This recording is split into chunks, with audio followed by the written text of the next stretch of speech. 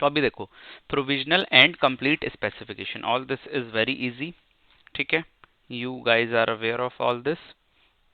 The applicant must file the complete specification within 12 months from the filing date of provisional. Okay, so this is a very generic timeline जो कि सबको पता है. Okay, so you should remember this, 12 months. Then, if the complete specification is not filed within 12 months, the application is treated as abandoned. तो अब एक दूसरी list बनानी है आपको जिसमें abandoned और withdrawn जहां जहां पे भी आए आप उसको नोट करिए, ठीक है. is treated as abandoned automatically, no extension beyond 12 months. Okay.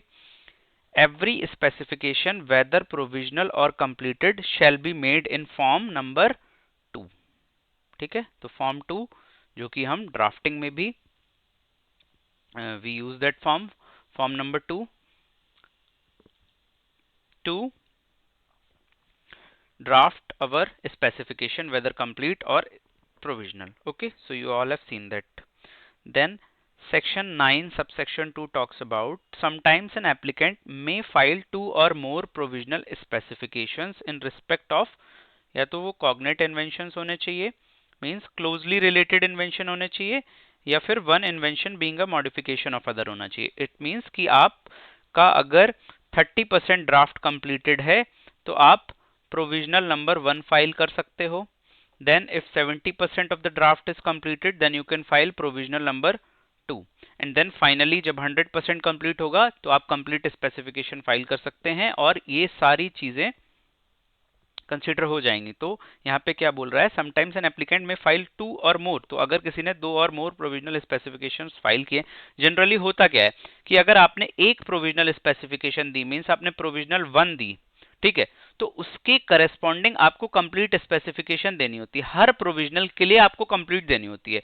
But यहाँ पे पेटेंट एक्ट क्या बोल रहा है, अगर आपकी प्रोविजनल्स एक से ज्यादा हैं और वो रिलेटेड हैं तो उन सारी प्रोविजनल्स के लिए आपको कंप्लीट देने की जरूरत नहीं है. आप उनको कंबाइन करेंगे और इन सब के लिए आप एक कंप्लीट स्पेसिफिकेशन फाइल कर सकते हैं. Okay, this is the simple clause here. Okay, so what next? Just give me a second. What is the message?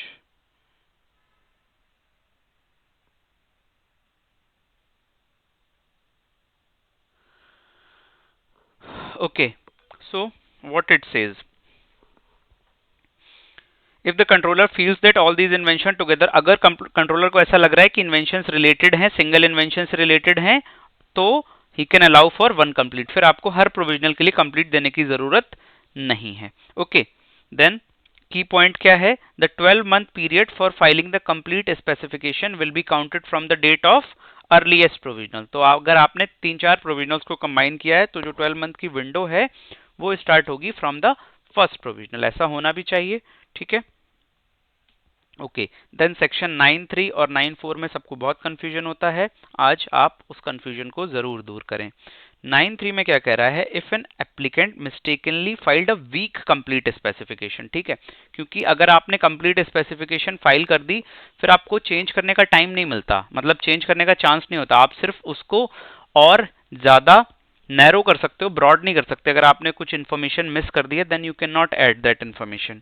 ठीक है, क्योंकि अमेंडमेंट के टाइम पे आप सिर्फ उसको नैरो डाउन कर सकते हो, कुछ इन्फॉर्मेशन डिलीट कर सकते हो, कुछ इन्फॉर्मेशन एक्सप्लेन कर सकते हो या कुछ जनरल अमेंडमेंट्स कर सकते हो, इन्फॉर्मेशन ऐड नहीं कर सकते.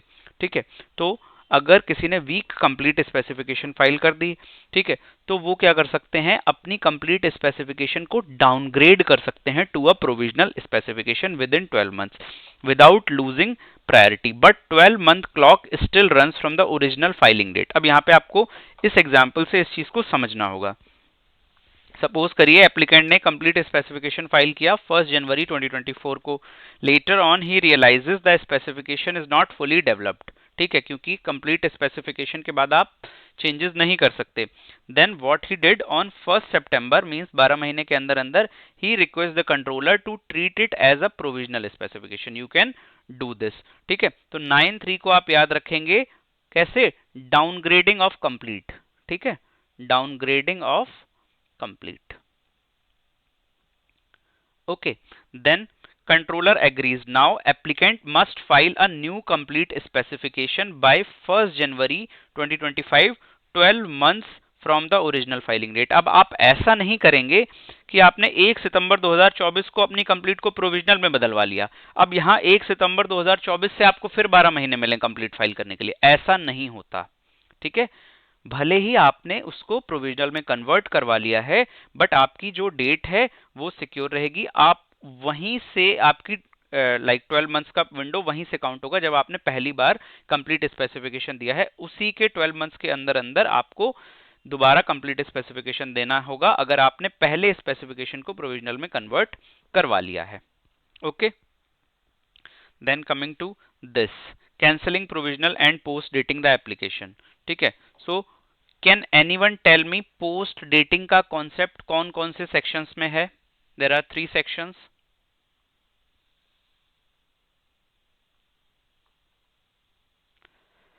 17, I guess. Yes, 9 4 9, 4 17. 17 1 17 2, ठीक है, you can combinedly call it 17. Then one more,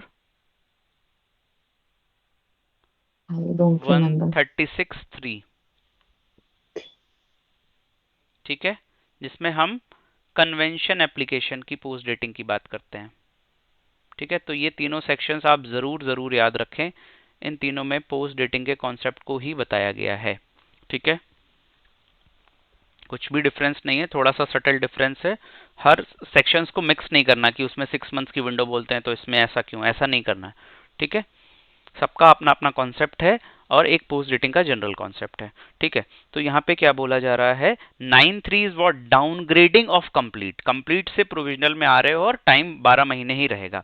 9(4) is what? Cancelling provisional and post dating the application. 9(4) को जब भी आप समझेंगे तो इस कहानी के फॉर्म में ही समझेंगे। कहने का मतलब क्या है कि अगर 9(4) के अंदर पोस्ट डेटिंग की बात हो रही है तो शर्त ये है कि पहले प्रोविजनल स्पेसिफिकेशन फाइल होनी चाहिए, फिर कंप्लीट स्पेसिफिकेशन फाइल होनी चाहिए, तभी आप 9(4) के कॉन्सेप्ट को यूज कर पाएंगे, अदरवाइज आप नहीं कर पाएंगे, ठीक है।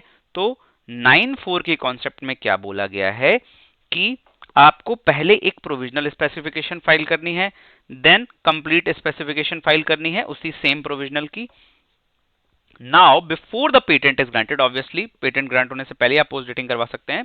The law gives a choice to the applicant to cancel the provisional and post date the application up to the date of complete specification. तो मैंने आपको बार बार कहा, शर्त एक ही है कि first there should be a provisional, then there should be a complete specification, PS and CS. Okay, you can cancel this PS and you can post date up to the date of CS. This is the concept. आप CS वाली date तक post date कर सकते हैं, ऐसा यहाँ कुछ भी नहीं बोला गया कि मैक्सिमम पोस्ट डेटिंग 6 मंथ्स की है, 8 मंथ्स की है, 10 मंथ्स की है, ठीक है। Meaning the application will now be considered filed on the date of the complete specification, not on the date of provisional, ठीक है। Whenever you understand the concept of post dating, आपको हमेशा एक बात याद रखनी है कि पोस्ट डेटिंग में आपकी जो भी प्रायोरिटी डेट है वो लूज हो जाती है, पोस्ट डेटिंग में आपकी प्रायोरिटी डेट खत्म हो जाती है, ठीक है। So the important point here to remember is 9(4) के अंदर जब भी हम पोस्ट डेटिंग की बात करेंगे तो आपको प्रोविजनल स्पेसिफिकेशन पहले फाइल होनी चाहिए, फिर कंप्लीट, देन प्रोविजनल को कैंसिल करके आप कंप्लीट तक की डेट पे जा सकते हैं, ठीक है। सो इसको एक एग्जांपल से समझते हैं, ठीक है। 1 January is the date of provisional, then 1 December 2024 is the date of complete, ठीक है। बिफोर ग्रांट ये कंडीशन याद रखनी है, आपसे एग्जाम में पूछ लिया जाएगा, can post dating happen after grant also? Answer will be no, ठीक है। So before grant the applicant request the controller to cancel the provisional, means अब 1 जनवरी वाली जो आपकी डेट है वो खत्म हो गई, इसका कोई सिग्निफिकेंस नहीं रहा, ठीक है। कंट्रोलर एग्री कर गया, then application will now be post dated to 1 December 2024, means up to the date of complete filing, ठीक है। तो यहां पे ऐसी कोई भी कंडीशन नहीं है जिसमें पोस्ट डेटिंग की बात की जाए 6 मंथ्स वाले विंडो की। सेक्शन 17 के अंदर जो पोस्ट डेटिंग होती है, सेक्शन 17 के अंदर की एक सेकेंड,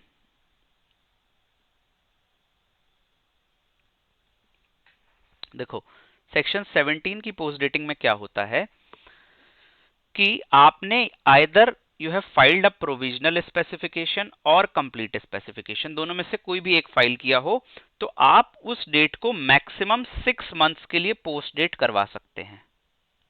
ठीक है, यहां पे ऐसा नहीं है कि प्रोविजनल के बाद कंप्लीट फाइल करिए। आप प्रोविजनल फाइल की हो, आपने प्रोविजनल स्पेसिफिकेशन फाइल की है, मान लो 1 जनवरी 2025 को, ओके, सो आप इसको पोस्ट डेट करवा सकते हैं मैक्सिमम अप टू 1 जुलाई 2025। ठीक है, सिमिलरली आपने कोई कंप्लीट स्पेसिफिकेशन फाइल कर दी पहले directly without filing provisional, similarly आप इस डेट को भी 6 महीने आगे बढ़वा सकते हैं। ठीक है, this you can do. Okay, अगर आपने दोनों एप्लीकेशंस को अलग अलग फाइल किया हुआ है तो आप उनको 6 मंथ्स के लिए आगे बढ़वा सकते हैं। ये कॉन्सेप्ट सेक्शन 17 के अंदर है। बाकी कन्वेंशन में ये पोस्ट डेटिंग का कॉन्सेप्ट बहुत ही सिंपल है कि जब भी आप कन्वेंशन एप्लीकेशन फाइल करते हैं पेरिस कन्वेंशन के अंदर, सपोज आपने एक बेसिक एप्लीकेशन फाइल करी अपनी, आपने अपनी बेसिक एप्लीकेशन फाइल की है ऑन 1 जनवरी 2025 अपनी होम कंट्री में। ठीक है, then you came to India and filed on what date, you filed on suppose 1 December 2025। तो कन्वेंशन एप्लीकेशन सेक्शन 136(3) की पोस्ट डेटिंग क्या कहती है कि आप पोस्ट डेट करवा सकते हो, बिल्कुल करवा सकते हो। इस डेट को भी आप इंडियन फाइलिंग डेट को भी, whose camera is open, okay, so आप पोस्ट डेट करवा सकते हैं। नीति मैडम आपका कैमरा ओपन है, ओके, सो आप थैंक यू। आप पोस्ट डेट करवा सकते हैं कन्वेंशन एप्लीकेशन को भी। कब तक, कैन एनीवन टेल मी?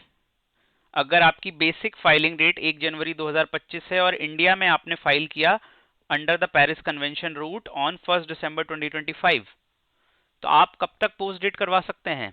पहले तो मुझे ये बताओ, कन्वेंशन एप्लीकेशन फाइल करने की विंडो क्या होती है? 12 months, great, 12 months. Okay, so आप कन्वेंशन एप्लीकेशन कब तक फाइल कर सकते थे? 1 जनवरी 2026 तक कर सकते थे। तो पोस्ट डेटिंग का कॉन्सेप्ट ये कहता है कि आप मैक्सिमम पोस्ट डेटिंग भी 12 महीने के अंदर अंदर ही करवा सकते हैं। अब अगर कोई ये कहे कि मुझे इस एप्लीकेशन को पोस्ट डेट करवाना है 1 फरवरी 2026 तक, ये अलाउड नहीं है। What will be the last date up to which you can post date this application? You can post date it up to 1 जनवरी 2026। यहां तक आप पोस्ट डेटिंग अलाउड है, क्योंकि ये 12 महीने की विंडो के अंदर अंदर ही आता है। ठीक है, तो अगर आपने 12 महीने से पहले फाइल कर दिया तो आप 12 महीने की विंडो के अंदर अंदर ही उसको आगे बढ़वा सकते हैं, बट 12 महीने के बाद नहीं जाना चाहिए, नहीं तो कन्वेंशन एप्लीकेशन का जो रूल है वो खराब हो जाएगा।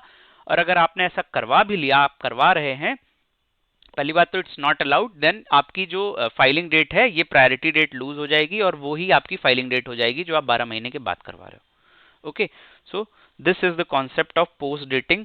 आई have told you all the 3 concepts, okay, under post dating. ठीक है, then content of specification, drafting वाला वीडियो देख लिया, ऑब्वियसली सबने क्लास भी की थी। अब देखो मजा आएगी, it's very simple.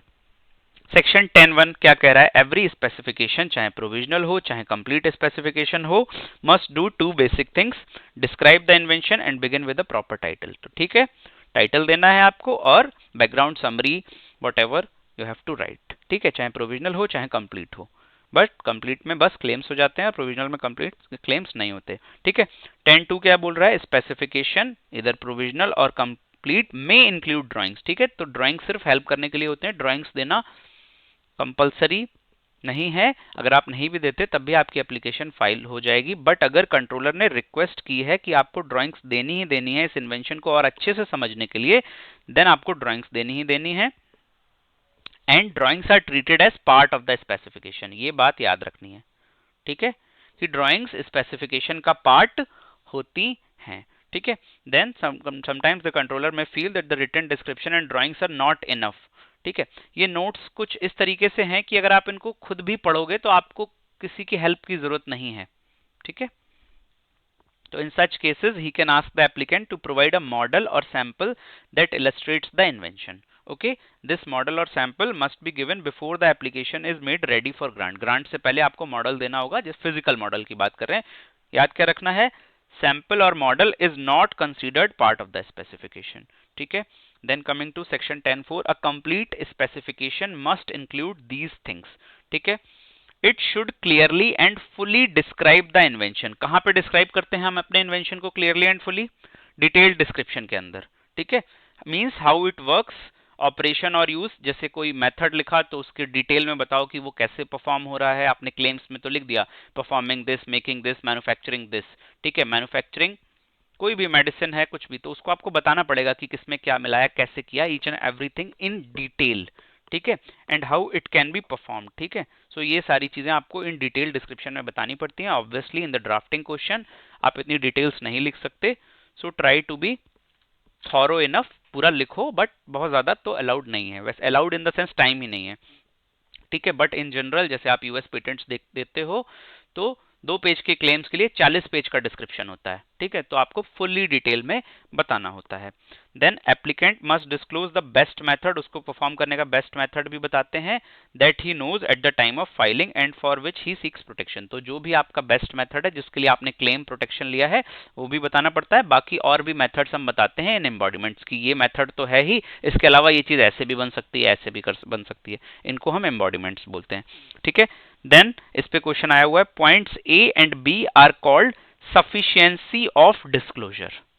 Okay, sufficiency of disclosure का मतलब यही है कि आपको अपना डिस्क्लोजर अच्छे से एक्सप्लेन करना है, सारी चीजें इन डेप्थ में जाके समझानी होती हैं, ठीक है, in your specification. Then what is 10(4)(c)? The specification must end with claims, ठीक है। स्पेसिफिकेशन को क्लेम से एंड करना है, which define the scope of protection, ठीक है। ये तो आप सबको समझ में आ गया। Claims define the scope of protection, सारी की सारी लड़ाई क्लेम्स की ही है, चाहे वो कोर्ट केसेस हो, चाहे इन्फ्रिंजमेंट हो, एनीथिंग, सिर्फ और सिर्फ उसी पे बहस होती है जो आपके क्लेम्स में लिखा है। Description is only for the support, ठीक है। The specification should be accompanied by an abstract, then आपको एक एब्स्ट्रैक्ट देना है, that gives the technical information about the invention, okay. Then provided that clause में क्या है, controller can edit the abstract to make it clearer, this can come in true false question, so just remember this, controller abstract को edit कर सकते हैं। अगर invention के अंदर कोई बायोलॉजिकल मटेरियल है जैसे कि microorganism, genes, seeds, anything, ठीक है, that cannot be fully described in the specification and is not already available to the public, then the applicant must क्या करना है, उस मटेरियल को डिपॉजिट करना है इंटरनेशनल डिपॉजिटरी अथॉरिटी के अंदर। 3 है इंडिया में, एक बार उनकी लिस्ट जरूर गूगल आउट करें आप, अंडर द बुडापेस्ट ट्रीटी। ऐसा करने से क्या होगा कि वो सब जगह रिकॉग्नाइज्ड हो जाएगा, ठीक है। कब आपको डिपॉजिट करना है ये बात आपको याद रखनी है, ऑन और before the patent application filing date. जब भी आप फाइल करेंगे उससे पहले आपको डिपॉजिट करना पड़ेगा। And mention this deposit in the specification, और अपने स्पेसिफिकेशन में उसके बारे में बताना पड़ेगा within 3 months from the date of filing the application. ये रूल 13(8) के अंदर आता है, ठीक है। 3 मंथ्स के अंदर अंदर स्पेसिफिकेशन में उस डिटेल्स को जरूर ऐड करना है। Then provide all necessary details in the specification to correctly identify the material, ठीक है। आपको सारी डिटेल्स बतानी पड़ेंगी, उसका नेम, उसका एड्रेस, कहाँ पे आपने डिपॉजिट किया है स्पेसिफिकेशन में, date and number of the deposit, ठीक है। Ensure the deposited material is made available to only after the filing date of the Indian patent application, ठीक है। तो जो भी मटेरियल है वो फाइलिंग डेट के बाद ही अवेलेबल होता है, ठीक है, डिपॉजिटरी अथॉरिटी के अंदर। And you have to also disclose the source and geographical origin of the biological material in the specification, ठीक है। तो ये बुडापेस्ट ट्रीटी से रिलेटेड टाइमलाइन से इनको याद रखना, 3 मंथ्स के अंदर स्पेसिफिकेशन में देना है। और मटेरियल आपको जमा कब करना है, एप्लीकेशन फाइल करने वाले दिन या उससे पहले जमा करना है। ये नहीं कि फाइल कर दिया उसके बाद जा रहे हैं डिपॉजिट करने, नहीं, ठीक है। Okay. Then what it says, when a patent application is filed under the PCT and India is designated, ठीक है, आप समझ आ रहा होगा PCT, जिसको भी PCT में कंफ्यूजन है, पहली क्लास ली थी नहीं ली थी, कोई बात नहीं, एक बार रिकॉर्डिंग जरूर चेक कर लेना और उससे रिलेटेड नोट्स बना लीजिए, ठीक है।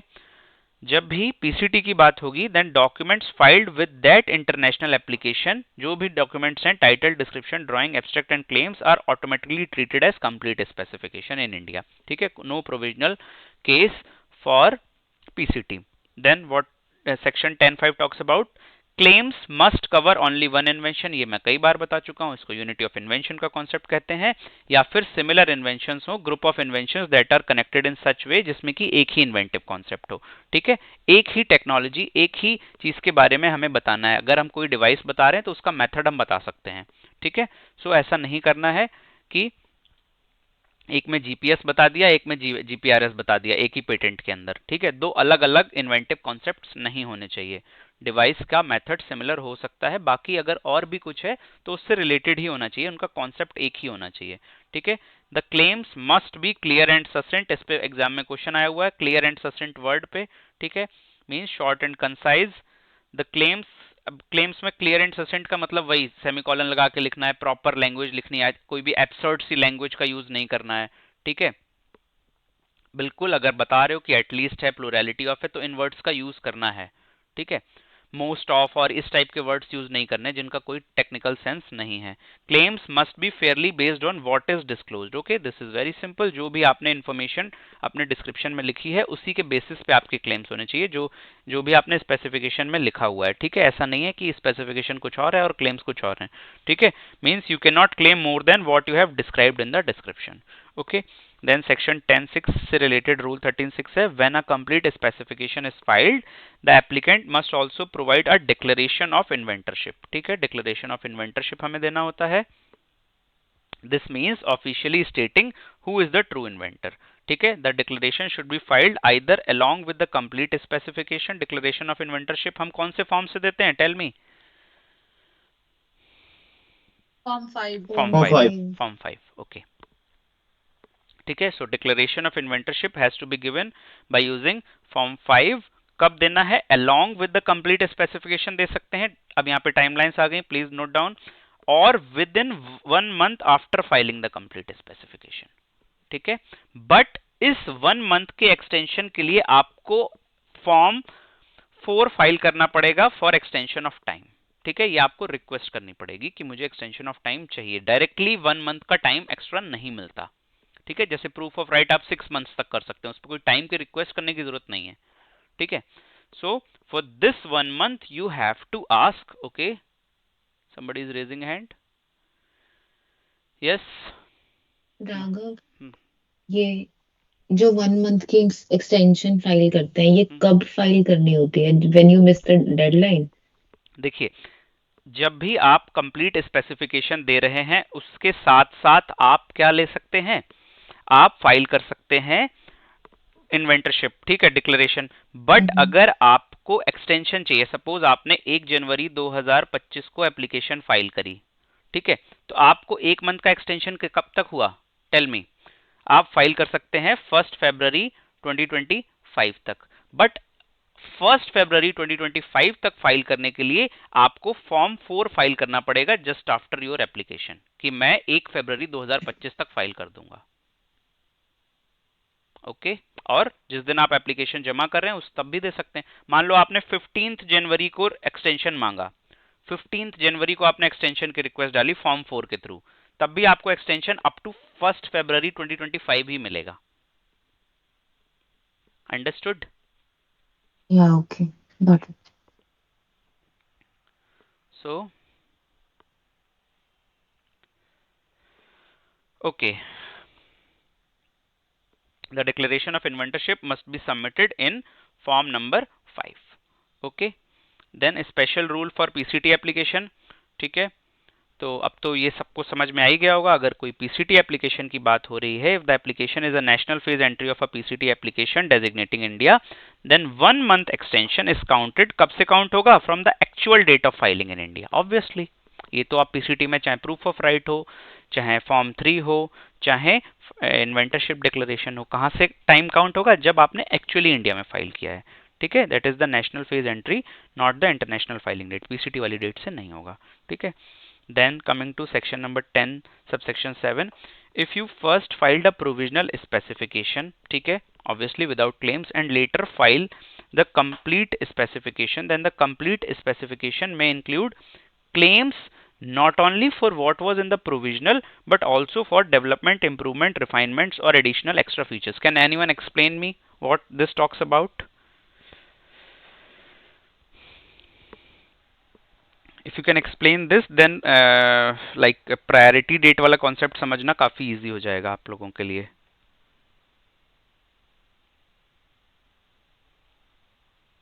Anyone can tell यार, what's the challenge here?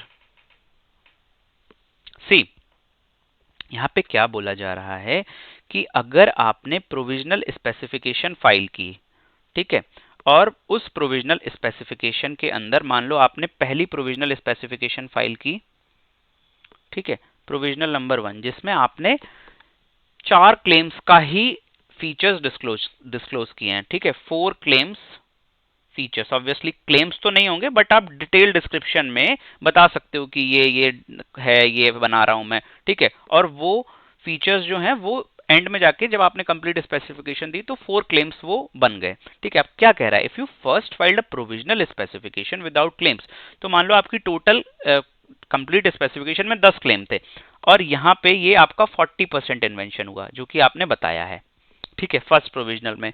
अब जब आप कंप्लीट स्पेसिफिकेशन फाइल करोगे तो बचे हुए जो 6 क्लेम्स हैं वो भी आप दे सकते हो। You can file all the total 10 claims, ये वाले 4 के फीचर्स इनको क्लेम बना लो और 6 क्लेम्स और दे दो। मींस कहने की बात ये है कि जब भी आप कंप्लीट स्पेसिफिकेशन फाइल करते हो तो आपने प्रोविजनल में 40% काम किया था, बचा हुआ 100% काम आप कंप्लीट में दे सकते हो। यही तो कह रहा है। यू कैन, आप सिर्फ और सिर्फ जो प्रोविजनल में लिखा है सिर्फ उसके क्लेम्स नहीं लिख सकते हो। You can also add claims for development, improvement, refinement और addition, extra features. Understood? Okay, so in the complete specification you can add on the extra claims also, जो कि आपने प्रोविजनल में जिनके बारे में नहीं बताया था, ठीक है। that is the basic idea behind the provisional specification कि आपका 50% काम ही कभी खत्म हुआ है, आपने वो दे दिया और वो जाके आपके 5 क्लेम्स बन गए। बाकी 5 क्लेम्स आप कंप्लीट वाले दिन दे सकते हैं। Okay, then rules related to section number 10, ठीक है। तो कुछ और भी रिलेटेड रूल्स हैं सेक्शन नंबर 10 से जो साथ में थे, सेक्शन के साथ में, वो मैंने वहीं पे लिख दिए थे। बाकी कुछ सेपरेट रूल्स भी हैं, ठीक है। रूल नंबर याद करने की कोशिश मत करिए जो इंपॉर्टेंट है, जैसे सेक्शन 55 वगैरह के, सेक्शन 12 के, मतलब आप हेडिंग याद कर सकते हैं अगर आपका मन है, आप करना चाहते हैं, but don't try to remember कि 13.4 में क्या है, 13.6 में क्या है, वो बहुत चैलेंजिंग होता है, ठीक है। मेन रूल याद, जैसे आपको रूल नंबर कौन सा याद रखना होगा, रूल 12 आपको जरूर याद रखना चाहिए जो कि रिलेटेड है सेक्शन 8 से, ठीक है। फॉर्म्स जितने भी हैं उनके रूल्स जरूर याद रखिए, नंबर कि किस फॉर्म से कौन सा रूल नंबर रिलेटेड है। Okay, then coming to rule number 13.4, if the invention requires a explanation with drawings, they must be prepared as per rule number 15. तो उस दिन जब मैंने ड्राफ्टिंग पढ़ाई थी तो ड्राइंग्स कैसे बनानी है, ड्राइंग्स बनाना सिखाया था, वो सारे रूल्स देखो यहाँ पे लिखे हुए हैं। इन claims when a feature is shown in the drawing is mentioned, it must be followed by its reference number in brackets. Okay, इसीलिए मैंने बताया था कि पहले ड्राइंग्स के रेफरेंस न्यूमरल्स अपने मन में सोच लो या फिर ड्राइंग्स बना लो, ठीक है। Example, a cooling fan 10 connected to the motor, तो इफ ड्राइंग्स ऐसे ही लिखना है आपको, ब्रैकेट में उनके नंबर्स लिखने हैं और कूलिंग फैन को ड्राइंग में 10 दिखाना है, मोटर को 12 दिखाना है। Okay, if drawings were filed earlier with the provisional specification and the applicant wants to use the same drawings for the complete specification, then it is allowed, ठीक है। Provisional के टाइम पे जो ड्राइंग्स दी थी वही ड्राइंग्स आप complete के time पे मेंशन कर सकते हो, ठीक है। It is enough to just refer to those drawings in the complete specification, no need to refile them, आपको दोबारा फाइल करने की जरूरत नहीं है ड्राइंग्स को, ठीक है। आप क्या लिख सकते हो रेफर करने के लिए, the drawings accompanying the provisional specification filed on this date are adopted as part of this complete specification, ठीक है। मींस अगर आपने प्रोविजनल के साथ में कोई ड्राइंग्स दिए हैं तो आपको कंप्लीट के साथ में सेम ड्राइंग्स देने की दोबारा जरूरत नहीं है। देन ड्राइंग से रिलेटेड स्पेसिफिक रूल है, रूल नंबर 15। ये रूल नंबर आपको याद होना चाहिए। If an applicant files drawing they must be submitted along with the specification. ठीक है, स्पेसिफिकेशन के साथ अलग से देनी होती है। ठीक है, ड्राइंग्स और sketches needing special illustration must be given separately, not inside specification text. ठीक है, जो भी लाइक 3D ड्राइंग्स हैं वो आपको सेपरेटली देनी है, स्पेसिफिकेशन टेक्स्ट के बीच में कहीं पे उनके बारे में नहीं बना देना है। ठीक है, at least one clean and clear copy of the drawing must be made on durable paper. ठीक है, शीट साइज क्या होना चाहिए? A4, margin top and left 4, bottom and right 3। ठीक है, इस पे 1 नंबर का क्वेश्चन आ सकता है। Drawing must be made on a large scale to clearly show invention but dimension must not be written. अब ये नहीं लिखना है कि इतने सेंटीमीटर पे ये है, ऐसा नहीं है। अब ऐसा नहीं है कि एक बड़े से पेज में बहुत छोटी सी ड्राइंग बना दी। ठीक है, एक प्रॉपर स्केल पे होनी चाहिए ड्राइंग्स, बट उनका डायमेंशन लिखने की आपको कोई जरूरत नहीं है। Drawing must B numbered systematically and should have applicants name top left. यही उस दिन मैंने आपको बताया था, टॉप लेफ्ट में एप्लीकेंट का नाम रखना है। Sheet number and total sheet, जैसे शीट नंबर जैसे 6 शीट्स हैं तो 1/6, 1 of 6, 2 of 6 वैसे। ठीक है, टॉप राइट में एंड टोटल शीट्स दोनों चीजें, और एप्लीकेंट या फिर पेटेंट एजेंट का सिग्नेचर रखना है आपको बॉटम राइट में। ठीक है, नो, ये चीज आपको याद रखनी है, no descriptive matter allowed on drawings except in flow diagram. जब आप ब्लॉक डायग्राम बनाते हो तो उनमें जैसे कूलिंग फैन है तो कूलिंग फैन और 10 नंबर, ये ब्लॉक डायग्राम में डिस्क्रिप्टिव मैटर नहीं लिखना है, सिर्फ ब्लॉक बनाना है और 10 लिखना है और उनके कनेक्शंस दिखाने, जैसे भी आप दिखाना चाहते हो। ठीक है, सो सिर्फ और सिर्फ फ्लो डायग्राम में आप दिखा सकते हो performing, making, using, whatever is that particular step.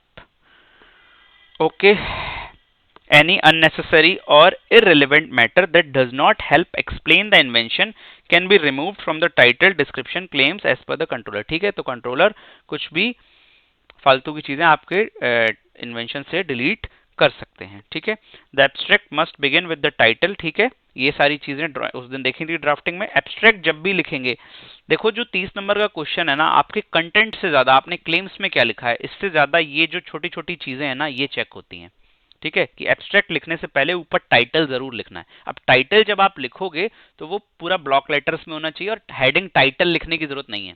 ठीक है, सिर्फ और सिर्फ आप ब्लॉक लेटर्स में जो भी उसका टाइटल है, मेथड एंड डिवाइस फॉर, या जैसे भी आपको लिखना है, आप सिर्फ वही टाइटल लिख दो।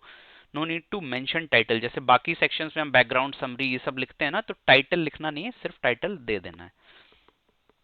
विच should clearly state the specific feature. Okay, हाँ, abstract must begin with the title, और एब्स्ट्रैक्ट में स्पेसिफिक फीचर्स मींस आप अपने क्लेम 1 ही सबसे ब्रॉड क्लेम होता है, तो क्लेम 1 को ही पैराफ्रेज कर देना है एब्स्ट्रैक्ट में, और एंड में कुछ क्या बताना है, टेक्निकल फीचर्स या एडवांटेजेस बता देना है। ठीक है, और टाइटल 15 वर्ड से ज्यादा का नहीं होना चाहिए, बहुत बड़े टाइटल्स नहीं लिखने हैं। ठीक है, देन एब्स्ट्रैक्ट में क्या लिखना है, कंसाइज समरी होती है इन्वेंशन की, टेक्निकल फील्ड बतानी है। ठीक है, technical advancement over existing knowledge, वही एडवांटेजेस वगैरह बता दो, और उसका इन्वेंशन का यूज भी आप बता सकते हो। ठीक है, and if applicable the chemical formula that कैरेक्टराइजेस the invention, अगर आप केमिस्ट्री से रिलेटेड इन्वेंशन है। Abstract is maximum of 150 words. Okay. Okay, and if the abstract describes certain features and those are shown in the drawing, the reference signs, numbers, letters from the drawing must also be used in the abstract text. What does this mean? Rule 13(7)(d).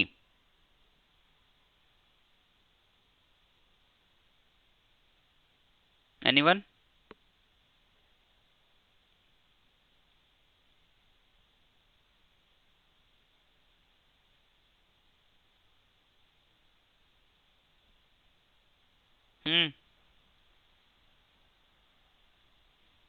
Okay, simple सी बात है, अगर abstract में भी drawings, आपके invention में drawings हैं, तो एब्स्ट्रैक्ट में भी आपको पार्ट लिस्ट देनी है। अगर आप एब्स्ट्रैक्ट में लिख रहे हैं solar powered water pump comprising अ सोलर पैनल, तो वहां पे भी 101 ब्रैकेट में करके लिखना पड़ेगा, एब्स्ट्रैक्ट के अंदर भी। ठीक है, बस इतनी सी बात थी। Abstract should be written in such a way that it acts like a search tool for patent examiner. Means abstract में आप अपना क्लेम 1 लिख दो, इन्वेंशन का यूज लिख दो, और टेक्निकल एडवांटेज लिख दो, ठीक है, जिससे कि एक सर्च टूल की तरह वो काम करे, उसमें पेटेंट की मतलब मोस्ट ऑफ द इन्फॉर्मेशन आ जानी चाहिए, ठीक है। It helps them quickly understand what the invention is about, जिससे इन्वेंशन के बारे में पता चल जाए, and decide whether they need to read the full patent specification for more details. Okay, it should be precise, technical and informative, full stop. नहीं लगा है? Okay, so any question still here before starting section 11?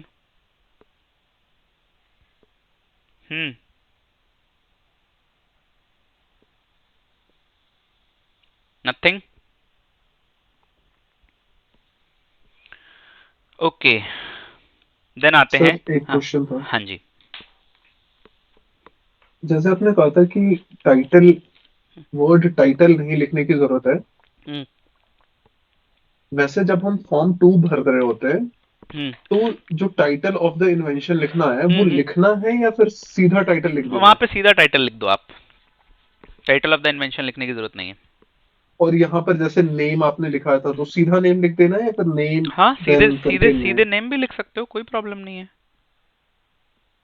अच्छा, जैसे लिख दिया XYZ Indian और address में जो भी एड्रेस है डायरेक्टली वो। बिल्कुल लिख सकते हो, बट क्योंकि आप एग्जाम में लिख रहे हो तो आप उसको नेम और ऐसे करके कैरेक्टराइज कर दो, अच्छा लगेगा। बाकी आप जब रियल होता है तो आप बस नेम, एक सेंटेंस बना के भी लोग लिख देते हैं, Raghav Dixit is a resident of here and here, ऐसे करके भी लोग लिखते हैं, तो उसमें कोई हार्ड एंड फास्ट रूल नहीं है। समझ, ठीक है। ठीक है, okay, then coming to section 11, priority dates of claims of complete specification.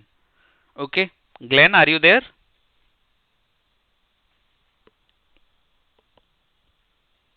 Yes, I'm here. Okay, great. So section 11, ठीक है, यहाँ पे हमें एक बात समझनी होगी कि प्रायोरिटी डेट्स ऑफ क्लेम्स का मतलब ये नहीं होता कि जिस दिन क्लेम आपने फाइल किया, क्लेम आप किस दिन फाइल करते हैं, क्लेम्स आप फाइल करते हैं on the date of complete specification. Okay, claims की फाइलिंग डेट वही होती है जिस दिन claims are disclosed. And claims कैसे डिस्क्लोज हो सकते हैं, या तो आप कंप्लीट स्पेसिफिकेशन फाइल कर दो तो सारे के सारे क्लेम्स डिस्क्लोज हो जाते हैं एक ही बार में, और दूसरा तरीका क्या है क्लेम्स डिस्क्लोज करने का, कि जो भी आप प्रोविजनल स्पेसिफिकेशंस देते हैं, in that provisional specification you write the content of the claims, not the claims themselves. आपने लिखा the electronic device comprises a screen, ये फलाना ढिमकाना, और कुछ नॉवल फीचर उसमें है, that will become your claim in the complete specification.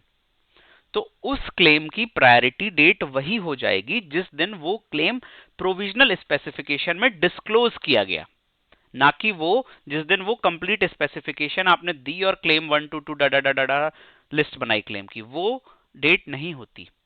ठीक है, हाँ ऐसा जरूर हो सकता है, जैसे अभी मैंने पीछे भी आपको समझाया कि आपने प्रोविजनल्स में 3 प्रोविजनल्स दिए हैं और उन 3 प्रोविजनल्स में क्लेम 1 to 5 का ही डेटा है, so that will be the date of those claims, और बाकी 6 to 10 क्लेम्स कहां पे आ रहे हैं, आपने कंप्लीट में डायरेक्टली ही दिया एज अ इंप्रूवमेंट, मतलब कि प्रोविजनल के बाद। ठीक है, तो उनकी प्रायोरिटी डेट वो हो गई, मींस जिस दिन क्लेम का डेटा आपने पेटेंट ऑफिस में सबमिट किया, चाहे वो क्लेम की लिस्ट बना के किया या फिर डिस्क्रिप्शन में किया in the form of provisional specification, वही क्लेम्स की प्रायोरिटी डेट्स होती हैं। सिग्निफिकेंस इस बात का ये है कि अगर आपकी प्रायोरिटी डेट ऑफ क्लेम से पहले किसी और ने फाइल कर रखा है, सो अल्टीमेटली अगर कोई भी इंफ्रिंजमेंट या किसी भी चैलेंज से आप जूझेंगे तो आपको उन क्लेम्स को डिलीट करना पड़ेगा या फिर अमेंड करना पड़ेगा। Okay, that is why there is a concept of priority dates of claims. पूरी इन्वेंशन की भी एक प्रायोरिटी डेट होती है। ठीक है, प्रायोरिटी डेट और फाइलिंग डेट में ये डिफरेंस होता है कि जिस दिन आप अपनी इन्वेंशन पहली बार डिस्क्लोज करते हैं वो प्रायोरिटी डेट होती है, यानी कि प्रोविजनल स्पेसिफिकेशन जिस दिन दे रहे हैं वो आपकी प्रायोरिटी डेट हो जाएगी। बट अगर कोई भी प्रोविजनल स्पेसिफिकेशन नहीं दिया गया है, देन कंप्लीट स्पेसिफिकेशन वाली डेट ही आपकी प्रायोरिटी डेट भी होगी और फाइलिंग डेट भी होगी। बट जनरली प्रायोरिटी डेट वो होगी जिस दिन आपने पहली बार इन्वेंशन दिया, whether it's a provisional whether it's a complete. But अगर आपने प्रोविजनल के फॉर्म में दिया है पहली बार, then it is your priority date. And अगर आपने प्रोविजनल के बाद अपनी कंप्लीट स्पेसिफिकेशन दी है, देन उस दिन आपका इन्वेंशन प्रॉपरली फाइल्ड माना जाता है। क्यों? क्योंकि आपने प्रॉपर क्लेम्स दिए, इसीलिए उसको फाइलिंग डेट बोला जाता है। प्रायोरिटी डेट का सॉरी एक कॉन्सेप्ट और भी होता है इन पीसीटी एंड पेरिस कन्वेंशन। जैसे प्रायोरिटी डेट और फाइलिंग डेट में क्या अंतर है? आपने बेसिक एप्लीकेशन किसी दूसरी कंट्री में पहले ही फाइल कर रखी है 1 जनवरी 2025 को, ठीक है, तो ये रहेगी आपकी प्रायोरिटी डेट। ओके, ये आपकी प्रायोरिटी डेट रहेगी। और इंडिया में जब आप आए कन्वेंशन एप्लीकेशन फाइल करने, तो वो आपकी प्रॉपर फाइलिंग डेट होगी। एक प्रायोरिटी डेट और फाइलिंग डेट का डिफरेंस यहां से पीसीटी और पेरिस कन्वेंशन एप्लीकेशंस के लिए ये होता है, ठीक है। So this is the overall idea of priority date of invention and priority date of claims. Okay, so now let's decode. अब मेरे लिए बहुत ही आसान हो गया है इस सेक्शन को समझाना। देखो 11.1 में क्या कह रहा है? Every claim in a complete specification will have its own priority date, ठीक है, depending on when its matter was first disclosed. यही मैं आपको चिल्ला चिल्ला के समझा रहा हूं कई महीनों से, ठीक है, जब उसका मैटर पहली बार डिस्क्लोज होता है, ठीक है। Example in any provisional specification और इन एनी कंप्लीट स्पेसिफिकेशन। 11.2 में क्या कह रहा है? When you first file a provisional and later file a complete, any claim in the complete that matches what was already in the provisional gets the provisional filing date as its priority, ठीक है, as simple as that। वही बात यहाँ पे उसने समझाई है कि पहले जब आप प्रोविजनल फाइल करते हैं और कंप्लीट फाइल करते हैं, तो कंप्लीट में जब आप क्लेम्स लिखेंगे तो उन क्लेम्स की प्रायोरिटी डेट वही होगी जिस दिन आपने प्रोविजनल फाइल की थी, ठीक है। Example is also here, provisional specification filed on 1 January describes a solar water pump, then complete specification filed on within 12 months 1st June 2025 describes additional features of solar water pump with an AI monitoring system, ठीक है, very easy. तो claim 1 आपका क्या बना? Solar water pump. तो claim 1 की priority date क्या हो गई? 1 जनवरी 2025, क्योंकि सोलर वाटर पंप के बारे में आपने प्रोविजनल में 1 जनवरी को ही बता दिया था, भले ही आपने उसके क्लेम्स नहीं लिखे थे। Then coming to claim 2, AI feature of solar water pump कब आपने सबमिट किया? कंप्लीट वाली स्पेसिफिकेशन के साथ में, तो इसकी प्रायोरिटी डेट वही हो गई जो कंप्लीट स्पेसिफिकेशन की प्रायोरिटी डेट थी, ठीक है। Then coming to 11.3, if a complete specification is based on 2 और मोर प्रोविजनल स्पेसिफिकेशन, ठीक है, कंप्लीट स्पेसिफिकेशन 2 या 2 से ज्यादा प्रोविजनल पे बेस्ड है, देन क्या होगा? If a claim is fully supported by 1 provisional, its priority date is equal to filing date of that provisional, ठीक है, वही बात रिपीट करी गई है यहाँ पे।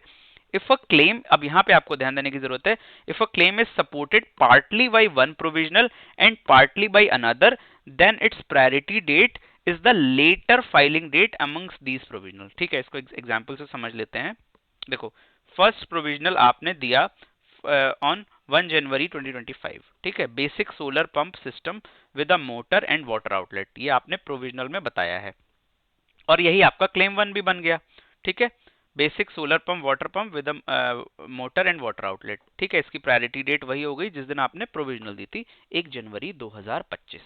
देन आपने सेकंड प्रोविजनल दी 1 फरवरी 2025 को, ठीक है, जिसमें की बैटरी ऐड की, battery backup for night operation of solar pump, ये आपने ऐड ऑन किया, ठीक है। देन आपने थर्ड प्रोविजनल दिया 1 मार्च 2025, जिसमें कि आपने स्मार्ट सेंसर सिस्टम लगाया to auto switch between solar and battery power, ये आपने कुछ फीचर्स बनाए। लेकिन जब आपने क्लेम 2 लिखा, तो आपने सेकंड प्रोविजनल और थर्ड प्रोविजनल दोनों के कंटेंट को क्लब करके क्लेम 2 लिखा, ठीक है। तो क्लेम 2 में आपने क्या लिखा? Solar water pump with battery backup and smart sensor auto switch system, ठीक है। तो अब मुझे बताओ कि क्लेम 2 की प्रायोरिटी डेट क्या होगी? 1 मार्च 2025। कॉन्सेप्ट समझ आया? अगर 2 या 2 से ज्यादा प्रोविजनल्स हैं एक ही क्लेम के कंटेंट के अंदर, तो जिस दिन आखिरी वाली प्रोविजनल दी गई है, मींस जिस दिन पूरे क्लेम का सारा डेटा सबमिट हो गया है, वो होगी उसकी प्रायोरिटी डेट। समझ आ रहा है? ये कॉन्सेप्ट है, ठीक है, अब आप इस लाइन को पढ़ेंगे तो आपको आसानी से समझ आएगा। If a claim is supported partly by one provisional and partly by another, then its priority date will be the later filing date amongst those provisionals. ठीक है, बाद वाली डेट होगी जिस दिन पूरे क्लेम का डेटा, मीन सेकंड में आधा 50% था, थर्ड में अब 100% हो गया, तो जिस दिन 100% फाइल हुआ वो होगी उस क्लेम की डेट, क्योंकि उस क्लेम का पूरा डेटा 1 मार्च 2025 को फाइल हुआ है। ओके, देन कमिंग टू 11.3 है, देखो एक में लेटर है एक में फर्स्ट है। ठीक है, 11.3 में क्या बोल रहा है, if you file a complete specification within 12 months of a provisional specification and your claims are properly supported by the provisional specification, then the priority date of all the claims will be the date when provisional specification was filed, means when it was first disclosed। ठीक है, अब जब आपने मान लो कि देखो इसको example समझते हैं, प्रोविजनल स्पेसिफिकेशन फाइल करी 1 जनवरी 2023 को, आपने क्या डिस्क्लोज किया, solar pump with motor and panel. ठीक है, अब आपने कंप्लीट स्पेसिफिकेशन फाइल कर दी 1 दिसंबर 2023 को विद इन 12 मंथ्स, और क्लेम्स में ये सारी चीजें लिख दी। ठीक है, तो अगर आपने कंप्लीट स्पेसिफिकेशन में कोई नया क्लेम ऐड ही नहीं किया, सिर्फ और सिर्फ जो प्रोविजनल में था उन्हीं के क्लेम्स लिख दिए, ठीक है, तो सारे क्लेम्स की प्रायोरिटी डेट क्या हो जाएगी, वही डेट जो प्रोविजनल की थी। ठीक है, ये तो बहुत ही सिंपल सी बात होगी क्योंकि कंप्लीट में हमने कुछ भी नया एड ऑन नहीं किया। Then coming to section 11.4, if you file a divisional application, what is divisional application, which under which section we see divisional applications?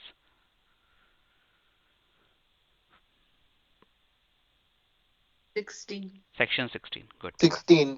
Good. Okay. So if you file a divisional application, जिसको हम further application भी बोलते हैं, under section 16, अरे यार ये तो यहीं लिखा हुआ था, मैं क्या ही पूछ रहा था, बट फिर भी आप लोगों को याद होगा। ठीक है, then the priority date of each claim in that divisional will be the date of the earliest application where that claim was first disclosed. This is very simple. So concept पता है ना डिविजनल का, कि आपने claims लिखे हैं 1 to 10, ठीक है, और उनको सबमिट कर दिया 1 जनवरी 2025 को। ठीक है, बट लेटर ऑन कंट्रोलर साहब ने ये बोला कि ये जो क्लेम्स हैं, these claims do not cover single invention, they should be divided। so आपने डिवाइड कर दिया, क्लेम नंबर 6 to 10 आ गए आपकी दूसरी स्पेसिफिक दूसरी एप्लीकेशन में, और क्लेम 1 to 5 रह गए पहली एप्लीकेशन में। तो कोई मुझे बताएगा कि क्लेम 1 to 10 सारे के सारे कब डिस्क्लोज हुए, 1 जनवरी 2025 को।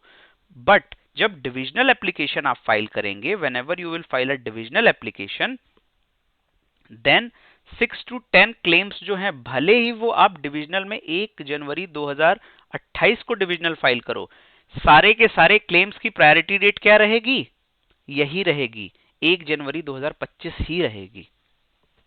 ठीक है, क्यों, because they were disclosed on that date. भले ही वो डिवाइड होके बाद में किसी दूसरी एप्लीकेशन के अंदर आ गए, इस बात से कोई फर्क नहीं पड़ता। थंब रूल आपको याद रखना है कि एवरी क्लेम की प्रायोरिटी डेट वो होती है जिस दिन वो पहली बार डिस्क्लोज हुआ था। ठीक है, so this is a very simple example. Parent application filed on 1 January 2023, specification discloses 2 inventions. ठीक है, solar pump with high efficiency motor and solar pump with smart water level sensor. ठीक है, तो एक में मोटर है एक में सेंसर है। ठीक है, तो ये अलग अलग है, बिल्कुल अलग है।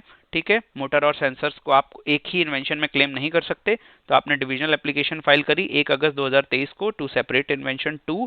ठीक है, तो claims solar pump with smart water level sensor ये दूसरी इन्वेंशन में आ गए। Since this feature water level sensor was already disclosed in the parent filed on 1 January 2023, so the priority date of the claim in the divisional will be 1 जनवरी 2023, क्योंकि वो claim सारे के सारे पहले ही डिस्क्लोज हो चुके थे। Now coming to 11.5, if a claim in complete specification is partly based on multiple earlier applications specifications, thus it could have 2 or more possible priority dates, then the claims priority date is the earliest। देखो एक में हमने letter पढ़ा था ना कि जब claims आधे आधे हैं, एक आधा डिस्क्लोज हुआ एक बाद में डिस्क्लोज हुआ। अब यहाँ पे अर्लियर का कॉन्सेप्ट है, देखो क्या है।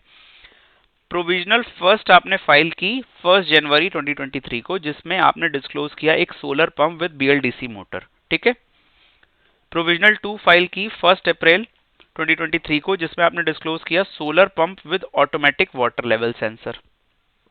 Then you filed complete specification on 1 December 2023, ठीक है, विद इन 12 मंथ्स। क्लेम 1 क्या है? Solar pump with BLDC motor, ठीक है, ये प्रोविजनल 1 से आ गया और इस क्लेम की प्रायोरिटी डेट हो गई 1 जनवरी 2023। Then coming to claim number 2 जो कि है solar pump with water level sensor, ठीक है, ये कब डिस्क्लोज किया था आपने? 1 अप्रैल 2023, ठीक है। अब अगर आपने क्लेम 3 में लिखा है solar pump with BLDC motor but water plus water level sensor, इन दोनों का एक कॉम्बिनेशन क्लेम आपने लिखा है, ठीक है। अगर दोनों का एक कॉम्बिनेशन क्लेम लिखा है partly from provisional 1 and partly from provisional 2, ठीक है, तो प्रायोरिटी डेट क्या होगी? Earliest of the two, means 1 जनवरी 2023, क्योंकि आपने जब दो का कॉम्बिनेशन बनाया है। अगर देखो उसमें और इसमें क्या डिफरेंस है? उसमें ये है कि 50% पहले डिस्क्लोज हुआ, 50% बाद में डिस्क्लोज हुआ, फिर वो जाके एक क्लेम बन गया, तो जो बाद में डिस्क्लोज हुआ वो क्लेम की प्रायोरिटी डेट होगी। बट अगर ऑलरेडी फाइल्ड क्लेम्स हैं, उन दोनों को आप कंबाइन करके लिख रहे हो एक क्लेम के अंदर, तो इसकी प्रायोरिटी डेट वो होगी जब पहला वाला क्लेम आपने दिया था। Okay, so for this combination claim the priority date will be earliest of two 1 January 2023। okay, so this is the difference. Then coming to section 11(6), if none of the special cases under subsection 2, 3, 3A, 4, 5 apply, then the priority date of a claim will just be the date on। ठीक है, बहुत ही simple सी बात है। अगर ये सारे special cases नहीं हैं, पार्टली हो रहा है, ये हो रहा है, वो हो रहा है, तो अगर आपने सिंपली कंप्लीट स्पेसिफिकेशन वाले दिन ही क्लेम्स दिए हैं, तो सारे के सारे क्लेम्स की प्रायोरिटी डेट वही हो जाएगी जो कंप्लीट स्पेसिफिकेशन की डेट है, ठीक है। For example, no provisional specification was filed, no earlier application in India, ठीक है, so no divisional applications, 3A 4 कुछ भी अप्लाई नहीं हो रहा, no multiple provisional, 3 and 5 don't apply, applicant directly files a complete specification on 10th October, priority date of all claims 10th October, simple as that, ठीक है। Okay, then what it says, the filing date of an application or complete specification is not always the same as the actual date when it was filed. Okay, if the application has been post dated under section 9 or 17, the filing date will be the new later date। ठीक है, बहुत ही simple सी बात है। जैसे आपकी priority date किसी claim की है प्रोविजनल में 1 जनवरी 2025 और आपने पोस्ट डेटिंग करवा ली, तो फिर वो प्रायोरिटी डेट लूज हो जाती है, ठीक है। So what it says, the filing date of an application is not always the same as the actual date when it was filed। हमेशा वही सेम फाइलिंग डेट या प्रायोरिटी डेट नहीं रहती। क्यों?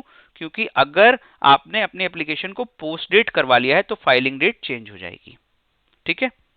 और अगर आपकी एप्लीकेशन एंटी डेट हो गई है, जो कि डिविजनल के केस में होती है, then filing date will be the early date. What is ante dating? Post dating तो पता है। I will take only 5 more minutes, बस ये सेक्शन 11(8) ही रह गया, उसके बाद खत्म है। Ante dating fast, anyone? Rajneesh?